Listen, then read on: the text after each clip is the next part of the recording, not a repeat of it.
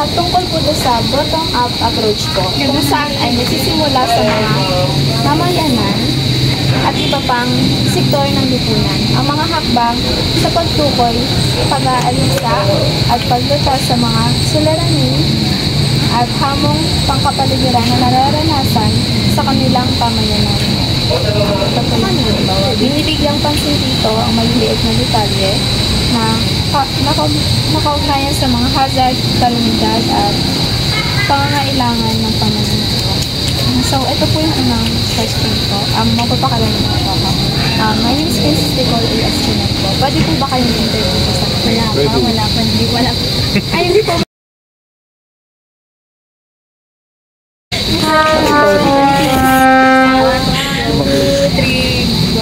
Pwede po ba kayong... Ay! Jowa na maganda. My name is Princess Nicole po. Pwede po ba kayong interview? Yung unang katanungan po, paano nyo po inaalisa o nilulutas ang mga suliranin o hamong kinakaharap ng lipunan o ng kapaligiran ng mga pamayanan po? Actually, una sa lahat, mapakilala ako. Ako ay isang official in charge sa security.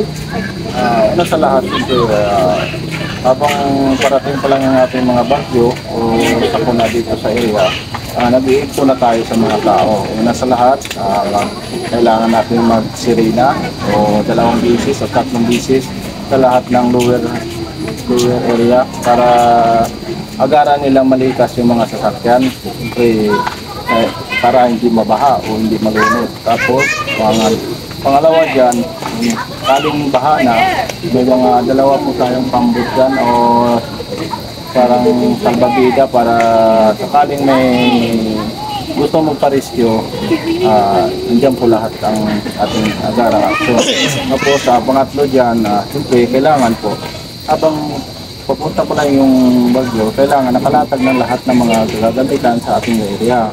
Siyempre, alam naman ng Munok ay isang bahain na area. Walang liligtas dito pag sakaling mataas ang baha o anuman mga ito na nga nangyayari dito sa area natin. Siyempre, sa mga malalim na area, agara natin inaksinan. Tapos kung halimbawa, may magpaparescue, kailangan ang ating rescue boat nandito lang sa area at saka siyempre ang 3 tao kailangan nandito lang din sa area para sakaling tawagin, mabilis natin tawagin. Siyempre ang mga ating mga rescuer ay siyempre kompleto din mga life jacket.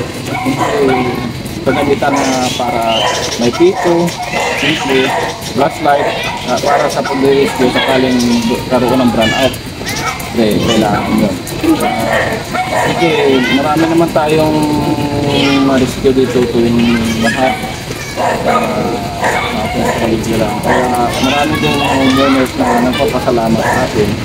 Sakaling gano'n na ginawa natin na maaga para sila yung masigno. Walang may mangyari sa mga homeowners. Pangalawang katanungan, ano po yung best practices ng inyong lugar nakakaiba sa ibang lugar? Actually, best practices talaga. Lagi po kaming handa dito sa lahat ng sakuna na nangyayari. Always alert po kami. May level po kami sa creek.